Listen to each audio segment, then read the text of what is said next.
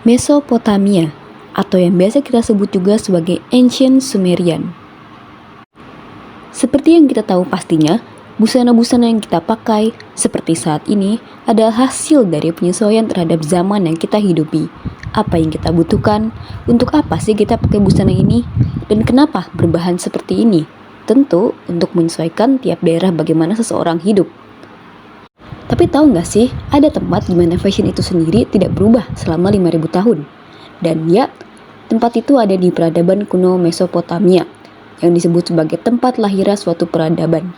Dan salah satu yang tertua, bentuknya seperti bulan sabit, tanah yang subur pendukung peradaban, dan bangsa penyembah banyak dewa, diantaranya dewa langit Uruk, dewa air Erindu, dan dewa bumi Nippur. Bangunan berbentuk piramida bernama ziggurat yang dianggap sebagai pada rumah untuk para dewa itu. Dalam bahasa Yunani, Mesopotamia berarti di antara sungai-sungai, berkembang di lembah sungai Eufrat dan Tigris. Sekarang kita kenal sebagai Irak dan Suriah. Pada masa awal Mesopotamia, ada busana bernama kaunake, rok lilit yang dipakai sampai bagian bawah buah dada untuk laki-laki, dan untuk perempuan sampai menutupi kedua buah dada dan satu pundak.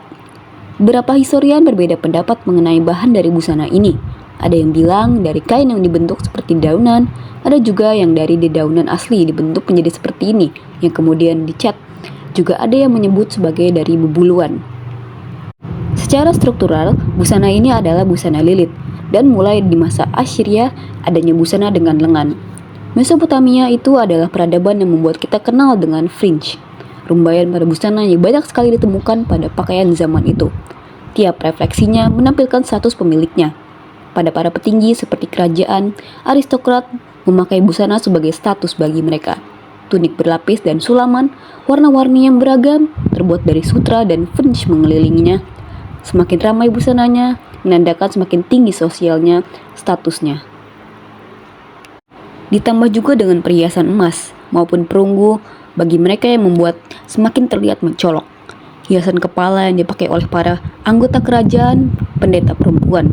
Ada juga anting, kalung, cincin dengan banyaknya manik-manik kecil seperti ini. Detail bunga dan daunan. Motif bunga ini pada era Mesopotamia, Assyria, dan Babilonia itu sangat penting. Kemudian untuk fashion rambut. Pada laki-laki digambarkan memiliki janggut yang panjang berkerut dengan rambut bertampil sama rapi. Janggut panjang mengartikan sebagai kebijaksanaan. Ada juga yang berpenampilan bersih botak seperti ini, yang menandakan statusnya tersendiri, seperti pendeta. Pada rambut perempuan, rambut menekuk dalam seperti ini yang condong ke atas, menyerupai seperti bulan sabit. Tidak lupa juga mereka pasti menggunakan make up untuk meramaikan pakaian mereka, terutama pada make up di mata, seperti eyeshadow berwarna biru lapis lazuli dan hijau melasit. Eyeliner dari mineral yang dihancurkan untuk membentuk mata almond yang dramatis. Dan sekarang di sini aku mau mencoba untuk berfashion mengikuti pada zaman itu di zaman Mesopotamia dengan gayaku tersendiri. For one night, like I got 3 strikes. Call me, call me, call me, call me, call me, call me, call me.